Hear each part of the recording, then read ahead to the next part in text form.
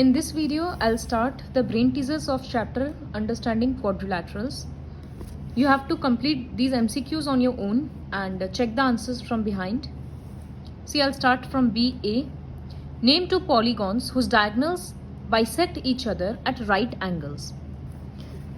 ये हम लोगों को पता है, प्रॉपर्टीज पढ़ाते वक्त बताए थे कि एक रोम्बस का होता है जहां पर डायगोनल्स 90 डिग्री पे बाइसेक्ट करता है और दूसरा स्क्वायर का होता है. बाकी सब में बाइसेक्ट तो करता है पैरेललोग्राम और रेक्टेंगल दोनों में, लेकिन 90 डिग्री नहीं बनता है. सो इसका आंसर में लिखना होगा two polygons are square and rhombus. B का बी में एबीसीडी एक पैरेललोग्राम है. एबीसीडी इस तरह का क्वेश्चंस में फिगर ड्रॉ करना होगा. बी का वैल्यू 75 है. फाइंड द वैल्यू ऑफ सी. तो ये क्या बताया हुआ है कि सेम साइड ऑफ ट्रांसवर्सल में सम 180 होता है. तो ये जब दोनों पैरेलल है तो ये ट्रांसवर्सल हो गया. तो स्टेटमेंट्स ठीक से लिखना होता है. We know that sum of angles on the same side of transversal is 180, which implies angle B plus C equals to 180. फिर B के बदले 75 plus C equals to 180 और वहां से C का वैल्यू निकालेंगे. तो पूरा स्टेटमेंट वाइज होना चाहिए, neat and clean. Question C में है, what is the measure of each exterior angle of a regular octagon. Octagon मतलब नंबर ऑफ साइड्स 8 होता है, तो नंबर ऑफ एंगल्स भी 8 होगा. एक्सटीरियर एंगल्स भी 8 है, इंटीरियर एंगल्स भी 8 है. जैसे यहाँ 4 साइड है तो 4 एंगल है, और बाहर की तरफ भी 4 एंगल है ना. ये रहा 1 2 3 4. तो ठीक उसी तरह से नंबर ऑफ एक्सटीरियर एंगल्स 8 होगा. सम ऑफ ऑल एक्सटीरियर एंगल्स, सारे एक्सटीरियर एंगल्स का शेप एंगल्स का सम किसी भी पॉलीगॉन के लिए फिक्स्ड है 360. तो therefore measure of each exterior angle कितना होगा,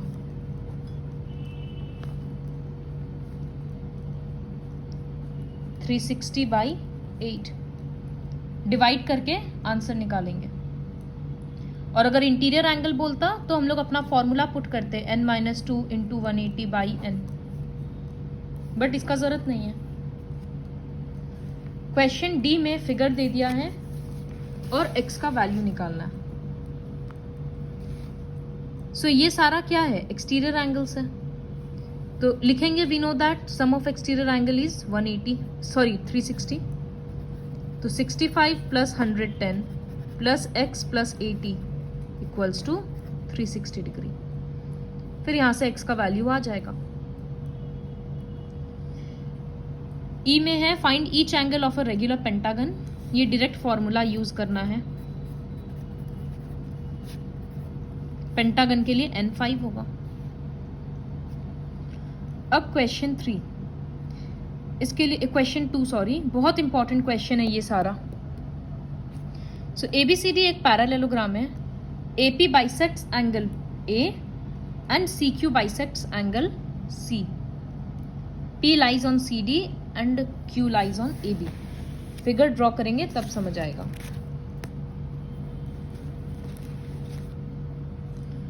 सो ABCD एक पैरेललोग्राम है.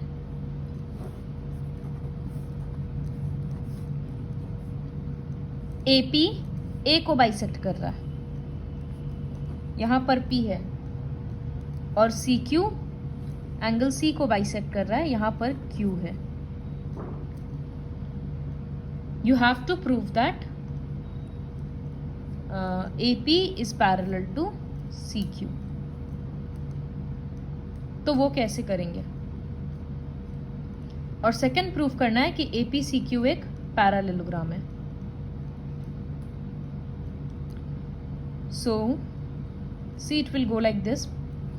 पूरा एंगल A इक्वल है पूरा एंगल C से, तो हाफ हाफ भी इक्वल होगा.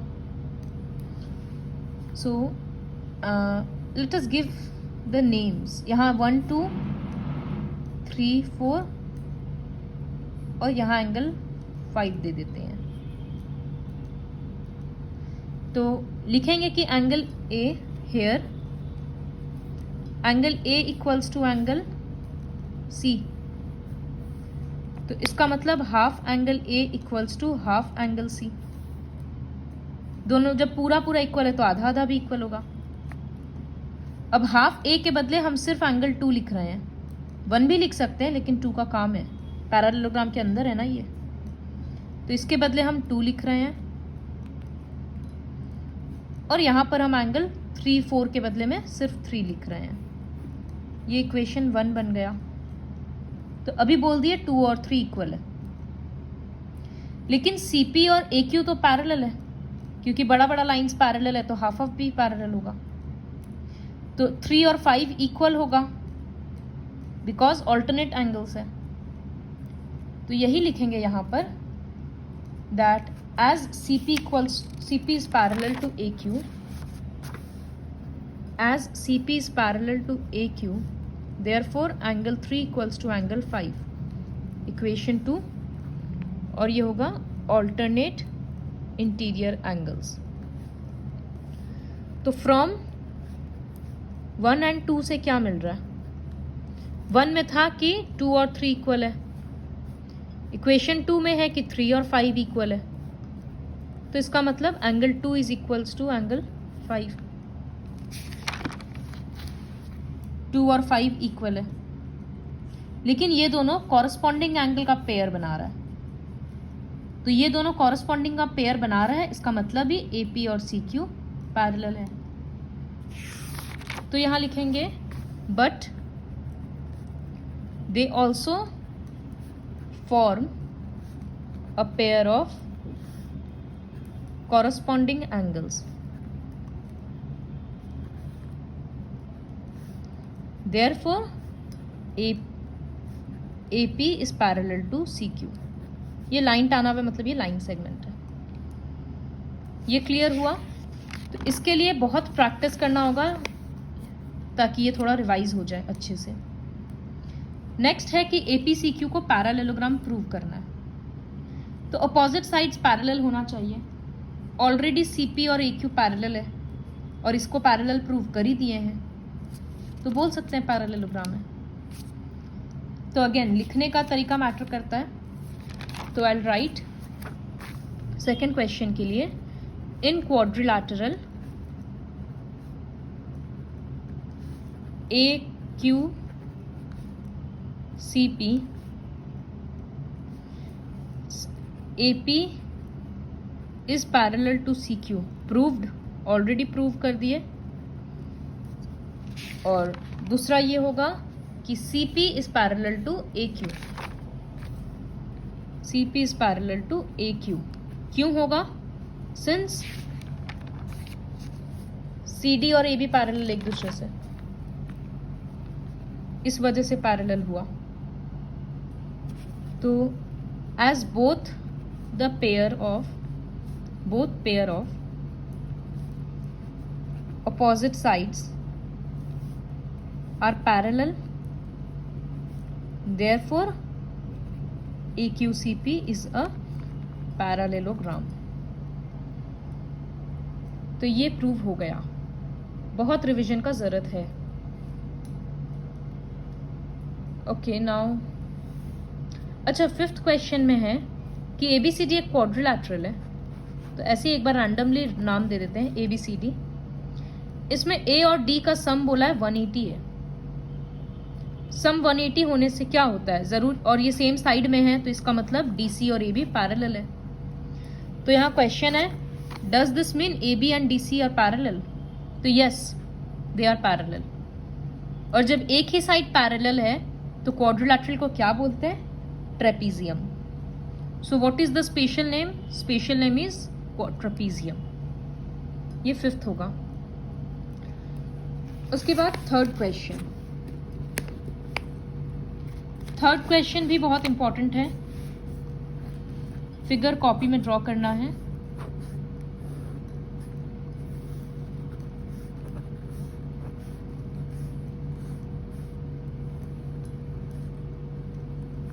सो ए बी और ए डी इक्वल दे दिया गया है, बी सी और सी डी को इक्वल दे दिया गया। अब ट्राइंगल ए बी सी और ट्राइंगल ए डी सी, बड़ा बड़ा ट्राइंगल को कॉन्ग्रुएंट प्रूव करना है। So in triangle A B C and triangle A D C 3 criteria ढूंढना है। तो A B equals to A D already दे दिया, B C equals to C D दिया हुआ है, और पूरे ट्राइंगल के लिए ए सी कॉमन है। तो इसका मतलब दोनों ट्राइंगल कॉन्ग्रुएंट होगा ट्रिपल एस क्राइटेरिया से। हो गया फर्स्ट क्वेश्चन। सेकंड क्वेश्चन है ट्राइंगल ए ओ बी, मतलब ये वाला, और ए ओ डी ये वाला। तो इसमें 3 क्राइटेरिया ढूंढना है। तो in triangle A O B and triangle A O D, एक तो ए बी और ए डी होगा। You can actually pause the video and try to find the solution on your own. फिर वीडियो प्ले करके मेरे answer से अपना match करो, तो अच्छे से रिवीजन होगा उससे। तो एक हो गया A B equals to A D, एक ओ ए कॉमन है, तो ए ओ इज कॉमन। पूरा साइड को मत ले लेना ए सी, क्योंकि ट्राइंगल छोटा है ना, तो छोटा ट्राइंगल को पूरा साइड नहीं मिल रहा। अब और क्या लेंगे, यहाँ O इज कॉमन मत लिख देना, क्योंकि एक पॉइंट कभी कॉमन नहीं होता। ये एंगल और ये एंगल पता नहीं हम लोगों को 90 है कि नहीं है, क्योंकि क्वाड्रिलैटरल का नाम नहीं है। तो ये लिखना होगा कि जब बड़ा बड़ा ट्राइंगल कॉन्ग्रुएंट हो चुका था, तो इसका मतलब ये दोनों एंगल इक्वल हो गया सीपीसीटी के कारण, क्योंकि इस ट्राइंगल का ये है और इस ट्राइंगल का ये है। अब यही दोनों एंगल छोटा ट्राइंगल में भी आ रहा है, तो हम लोग यहां लिख सकते हैं कि angle B A O equals to D A O. Reason क्या होगा, since triangle A B C is congruent to triangle A D C. तो ये ट्राइंगल कॉन्ग्रुएंट था बोलकर दोनों छोटा एंगल इक्वल हो गया। तो अब हो गया triangle A O B congruent है ट्राइंगल ए ओ डी से। क्राइटेरिया होगा SAS, साइड एंगल साइड। इसके बाद प्रूव करना है थर्ड में कि AC AD का बाइसेक्टर है, परपेंडिकुलर है। परपेंडिकुलर मतलब यहां पर 90 डिग्री प्रूव करना है। तो जब छोटा छोटा ट्राइंगल कॉन्ग्रुएंट हुआ, इसका मतलब ये दोनों एंगल इक्वल हो गया, X और X। तो यहां लिखेंगे since triangle AOB is congruent to triangle AOD, therefore AOB और AOD इक्वल है और वैल्यू है x। ऑल्सो वो दोनों एक स्ट्रेट लाइन भी तो बना रहा है ना, CPCT होगा यहां पर, तो 180 डिग्री। अब x plus x 180, 2x equals to 180, तो x इक्वल्स टू 90 डिग्री हो गया। देयरफॉर AC परपेंडिकुलर है BD से। इसके बाद बोल रहा है कि प्रूव करो कि AC बाइसेक्ट भी कर रहा है BD को, मतलब OB और AD इक्वल होना चाहिए, OB और OD, क्योंकि बाइसेक्ट कर रहा मतलब इक्वल पार्ट में डिवाइड कर रहा है। तो ये भी CPCT से हो जाएगा, OB और OD इक्वल हो रहा है ना CPCT के कारण। तो लिखेंगे फिर से कि सिंस ये दोनों ट्राइंगल कॉन्ग्रुएंट है, since triangle AOB is congruent to triangle AOD, तो इसका मतलब OB equals to OD CPCT, thus AC bisects BD। तो ये सारा प्रूफ कॉपी में लिखने के बाद एक बार फिर से देखना, तो समझ में और अच्छे से आएगा। Moving on to the next question. ABCD एक क्वाड्रिलैटरल है जिसमें चारों साइड इक्वल है। तो क्या इसका ये मतलब है कि चारों साइड पैरेलल भी है? तो वो देखने के लिए क्या करना होगा, पता ही है एक्चुअली कि सारा साइड इक्वल है, तो ये 90 डिग्री होगा सारा एंगल्स। तो since all the sides are equal, thus all the angles are also equal. Let each equal angle be x. तो चारों एंगल को ऐड करेंगे, so now x plus x equals to 360। इसका मतलब 4x इक्वल्स टू 360, तो x equals to 90 degree. इसको actually नाम दे देते तो इजी होगा। Therefore a equals to b equals to c equals to d equals to 90। Now a plus b add कर रहे हैं तो 180 आएगा। Also they are on the same side of transversal. इसका मतलब AD is parallel to BC। जब ये transversal है तो इसका मतलब AD और BC पैरेलल है, तो ये पेयर दिखा दिए पैरेलल। अब इस पेयर को पैरेलल दिखाना है, तो इसका मतलब इसको ट्रांसवर्सल लेना होगा या फिर इसको, किसी को भी ले सकते हैं। सपोज इसको लेंगे तो लिखेंगे A प्लस डी, ऐसे ही लिखना सिमिलरली करके कि A plus D equals to 90 plus 90 180, but they are on the same side of transversal, therefore CD is parallel to AB, therefore both the pairs of opposite sides are parallel। Prove हो जाएगा। तो brain teasers हो गया।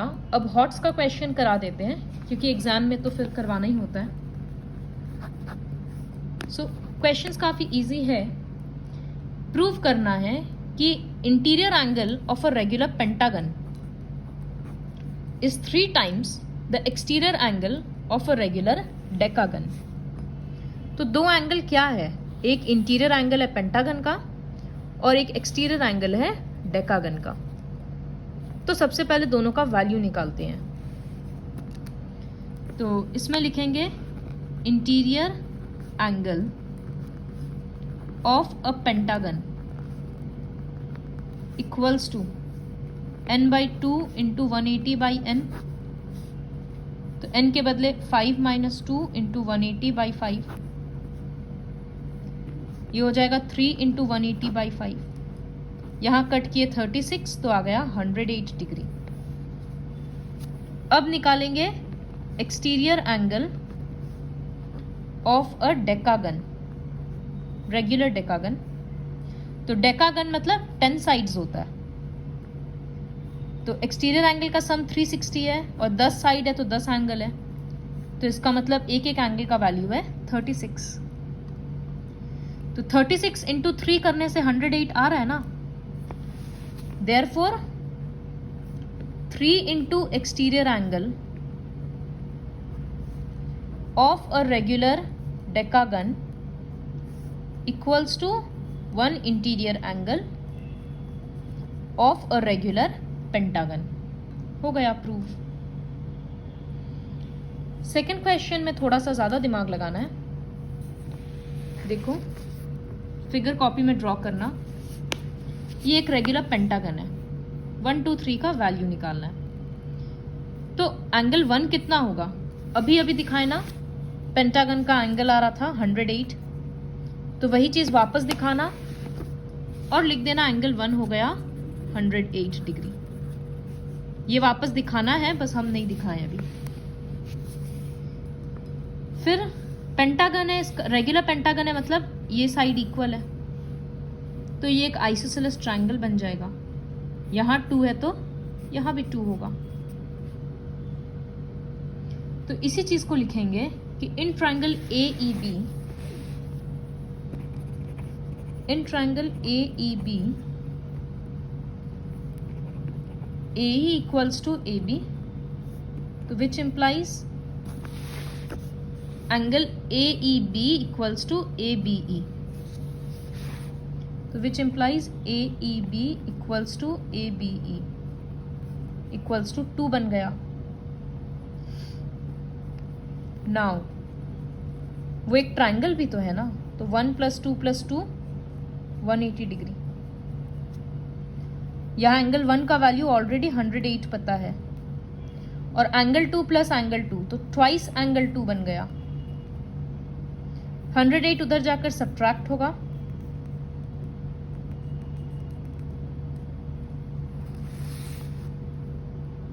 तो subtract करने से आ रहा है आंसर 72 डिग्री। तो ट्वाइस एंगल 2 इक्वल्स टू 72। अब ये 2 नीचे जाएगा तो एंगल 2 का वैल्यू हो गया 72/2 36 डिग्री। तो इसका मतलब यहां भी 36 है और यहां भी 36 है। अब 3 निकालने के लिए ये तीनों एंगल को लेना होगा। तो पूरा एंगल बी कितना है? 108, क्योंकि एक एक एंगल 108 है। तो इसका मतलब 36 + 36 + 3 हो जा रहा है 108। तो now angle B equals to 108। तो इसका मतलब 36 + 36 + एंगल 3 इक्वल्स टू 108। फिर यहां से एंगल 3 निकाल लेंगे। इसके बाद enrichment question.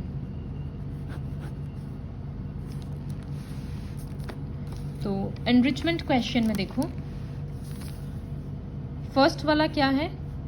How many sides has a regular polygon, मतलब एंगल दे दिया बेसिकली। तो मेजर ऑफ ईच एंगल का फॉर्मूला क्या है पॉलीगॉन में? n - 2 × 180/n। लेकिन इस क्वेश्चन में क्या किया है? ईच एंगल का मेजरमेंट दे दिया। सपोज यहां 156 दे दिया, तो लीनियर इक्वेशन के जैसे है। पहले n ऊपर जाएगा, n कट मत कर देना। n यहां आएगा तो ये बन जाएगा 156n, और 180 दोनों के साथ मल्टीप्लाई होगा तो 180n - 360।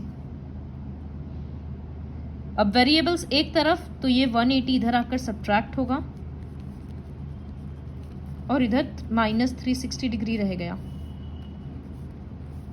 यहां पर सब्ट्रैक्ट कर रहे हैं तो आंसर आ रहा है 24 n माइनस वो भी क्योंकि 180 है, और यहाँ -360 डिग्री देने का जरूरत नहीं है। दोनों तरफ का माइनस माइनस कट गया तो n इक्वल्स टू 360/24।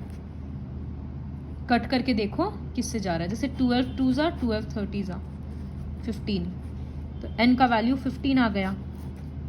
मतलब जब पॉलीगॉन 15 का होगा नंबर ऑफ साइड्स, तब उसका एक एक एंगल 156 डिग्री होगा। इसी तरह से बी वाला क्वेश्चन भी करना है। क्वेश्चन नंबर 2 में है कि ABCD एक ट्रेपीजियम है। इस तरह से ड्रॉ कर दिए। तो if x equals to 4/3y equals to 3/8z, find the value of x. So, oh, there is the figure given. x, y और z. तो ओके, इस तरह का क्वेश्चन ऐसे किया जाता है। जैसे x इक्वल्स टू एक कॉमन वेरिएबल ले लो, इक्वल्स टू a कर देते हैं। x equals to 4/3y equals to a। अब सबको इंडिविजुअली करेंगे। x क्या आया? a। y 4/3y equals to a। एक बार इस टर्म को a से इक्वल करेंगे तो यहाँ y क्या आएगा? 3a/4 क्रॉस मल्टीप्लाई हो जाएगा। और एक बार इस टर्म को a के साथ इक्वल करेंगे तो ये हो जाएगा 3/8z इक्वल्स टू a। तो इसका मतलब z होगा 8a/3। ये रूल होता है, ये तरीका होता है कि जब इस तरह से 3-4 रहता है तो इक्वल्स टू a लेते हैं, फिर हर एक एक टर्म को a से इक्वल कर दो। और वैल्यूज निकालो। तो x का वैल्यू आ गया, y का वैल्यू आ गया और z का वैल्यू आ गया। देखो सब में एक ही वेरिएबल है, यही एडवांटेज है। अब x y z का वैल्यू निकालना है, सॉरी x का निकालना है। तो इस फिगर के अकॉर्डिंग y और z तो एक ही ट्राइंगल का हिस्सा बन रहा है, लेकिन देखो पैरेलल है ना, तो इसका मतलब x इससे इक्वल होगा। तो पहले लिख देना angle BDC equals to x, alternate interior angles. फिर ये एक ट्राइंगल बन गया, तो x plus Y plus Z equals to 180। तो लिखेंगे वो सब लिखना। उसके बाद in triangle BCD x plus Y plus Z equals to 180। x क्या आया था a, y कितना आया 3a/4 और z आया 8a/3। सब वन वेरिएबल हो गया। अब हम लोग एलसीएम लेंगे 12। तो यहाँ 12a, ये 3 आएगा डिवाइड होकर तो 9a, यहाँ डिवाइड आकर 4 होगा तो 32a। फिर सब कुछ करके a का वैल्यू आ जाएगा, जितना a है उतना ही x है। सपोज y बोल देता तो यहाँ पर जो भी a का वैल्यू आता वो पुट करते, कट करके y का वैल्यू निकालते। तो ये क्वेश्चन भी लिखने के बाद एक बार दोबारा वीडियो प्ले करके देखना, बेटर क्लियर होगा। So complete enrichment HOTS and the whole brain teasers with the help of this video.